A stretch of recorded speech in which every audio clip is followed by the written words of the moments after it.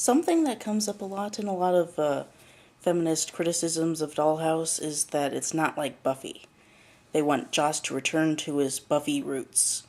I know that Joss Whedon is capable of writing really good quality television that's critical and analytical and has social commentary while still being entertaining and fun.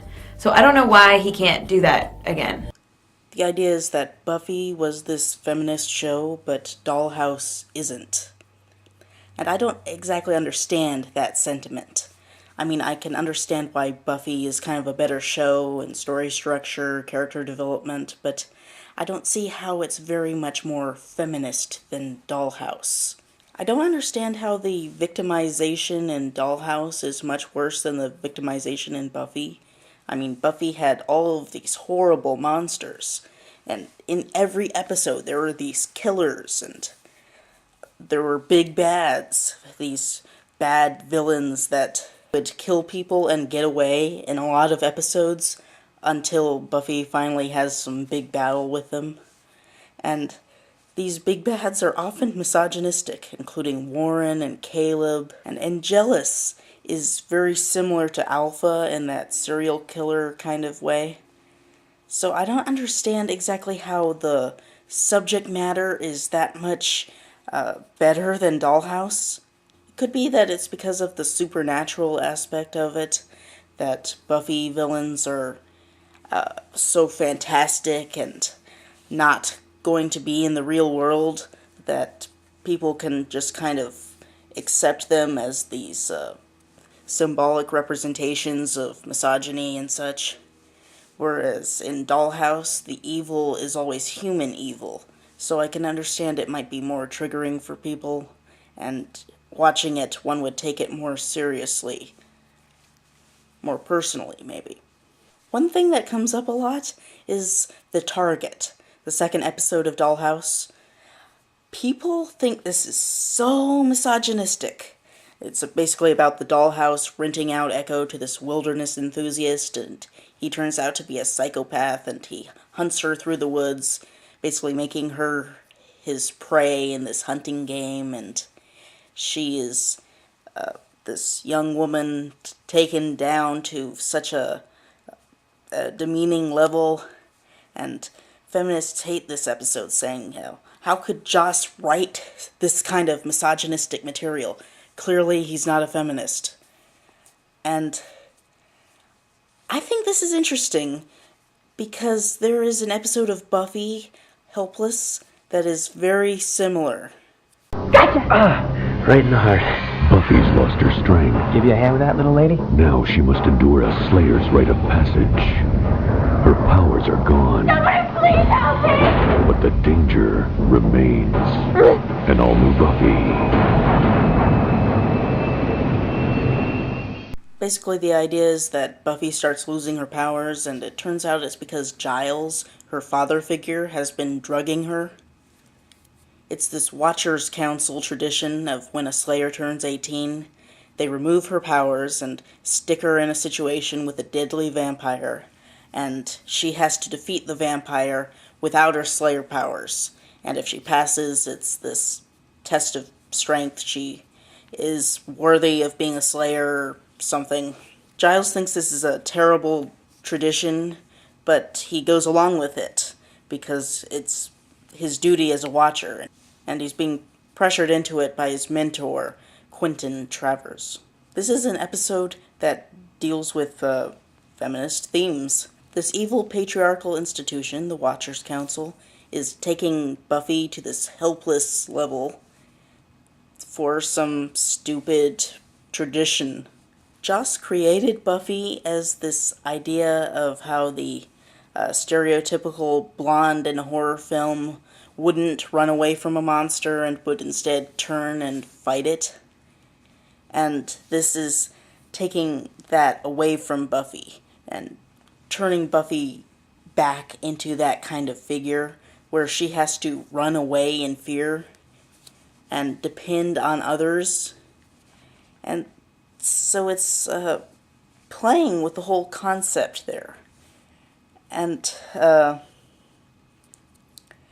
the way that Giles hypnotizes Buffy involves this phallic-looking crystal. And that's apparently intentional if you watch the audio commentary. In Giles's dream in the season 4 episode Restless, Giles reenacts the hypnotizing scene, and he says, this is the way men and women have always behaved. And it's clearly him working through his issues with the Watchers Council, and the patriarchalness of it. So yeah, in Helpless, Buffy has her Slayer powers taken away, and she fights the vampire through cunning. She convinces him to drink water that she's spiked with holy water, and he burns out in the inside. And Buffy passes the test, and she has a few words with Quentin, but stays under the Watchers Council's authority.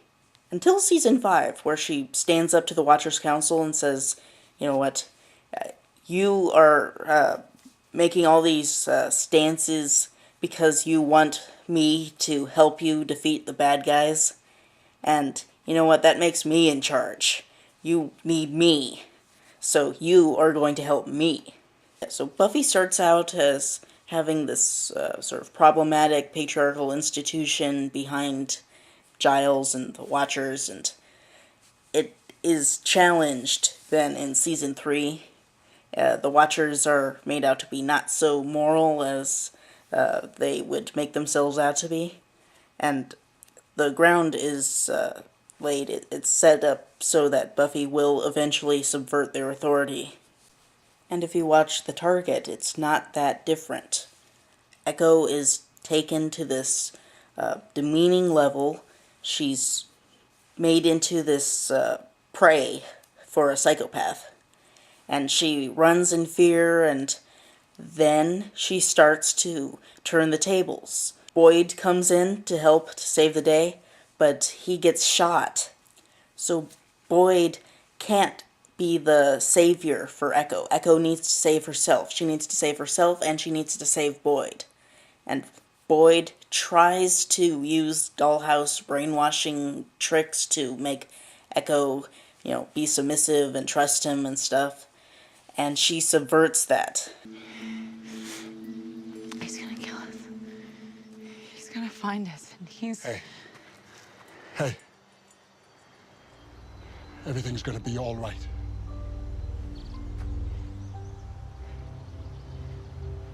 No, it isn't. Did you hear what I said? Everything's going to be all... Everything's not gonna be all right. You don't get to live just because you deserve to. You have to prove it. You have to put your shoulder to the wheel. Do you trust me? What? Do you trust me?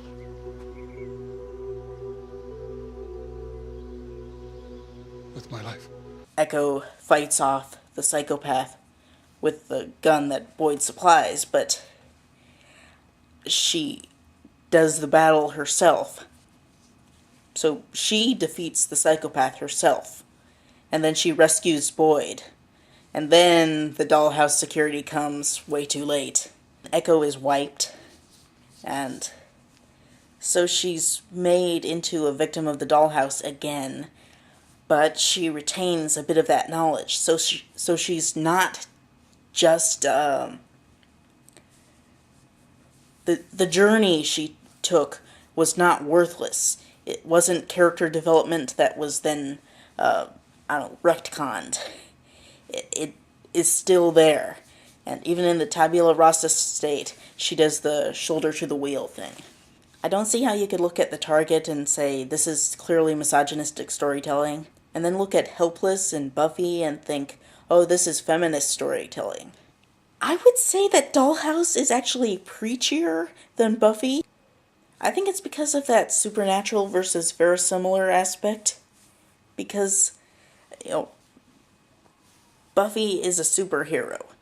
And that's unrealistic. Even if you are doing some symbolic feminist thing, it's not of the real world. Dollhouse, okay, it's science fiction, but the scenarios are very realistic. The psychopath situation is counterpart to real-world violence against women. It's not that far-fetched. And so to show a woman standing up to this psycho, that seems more feminist because it's more grounded in the real world. You know, when I first started watching Dollhouse, I was thinking, man, this is so preachy. I mean, this is like Star Trek preachy. It has all of this feminist message stuff that Buffy had, only it's more real, it's more grounded in the real world. So this is some of the most preachy feminist stuff that Joss has ever done. And then I found out he said it's not a feminist show, which is a misquote paraphrase. And I thought, you know what? Even if he wasn't intending to make a feminist show, that is so ingrained in his personality that I think that's the only thing he can write. And then I was really surprised to hear that online a lot of feminists think that the show is misogynistic. I mean, Whedon-esque posted this link to this expertly done satire music video thing using clips of Dollhouse set to the song It Depends on What You Pay. And the idea is to expose the Dollhouse as this institution that rapes its actives. And I think this is a really well done satire. And I'm confused because why is it exposing anything? I mean, the Dollhouse is evil. Yeah. It rapes its actives. Yeah. Okay. What's being revealed here? It's like revealing that Wickus at the beginning of District 9 is evil. Yes, he is evil. I don't see how it's buried, or that it's something that the creators created without realizing that they were creating it, like in Lady and the Tramp, where they unwittingly depict slavery, you know, because the dogs are intelligent in Lady and the Tramp, and then they have to wear collars or they're put in the pound and executed. If you do a Google search for Dollhouse is feminist, you get me, people talking about me, and part of a sentence about whether Dollhouse is feminist, as in discussing whether or not Dollhouse is feminist, and those messages tend to have the end about Dollhouse isn't feminist. And on the other hand, if you were to Google Dollhouse is sexist, or Dollhouse is misogynistic, you would get tons of hits. And I don't understand that. I think it's pretty ridiculous that I am basically the only person out there that's saying Dollhouse is feminist, when I think it is so feminist, and it is obvious that it is. It so overtly so.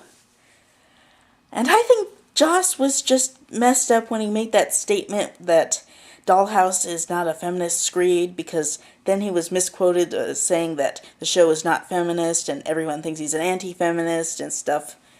It reminds me of when Will Smith made that statement about how Hitler didn't wake up saying, what's the most evil thing I could possibly do? How he thought that he was a good man, and then people misquoted him saying that Will Smith thinks that Hitler is a good man, and that's not what he said at all. You know, I intended to end this video series with this part, but I think I'm going to continue it and instead analyze each episode if I can. Yeah, I'm going to go through these episodes, and that'll take a while, but I'm going to go through them and try to say what I think is feminist about them.